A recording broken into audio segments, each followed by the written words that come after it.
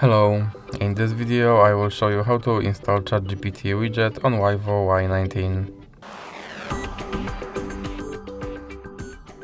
So you have to start with opening your Google Play Store and now click on search bar and type in Wally AI and click search and now click install. Now you can click open.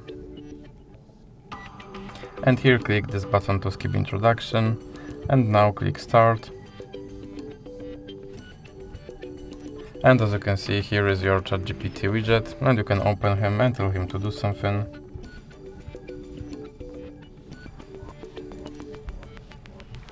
And as you can see, he responded. And if you want to remove him from your screen, just drag him into the X icon in the middle.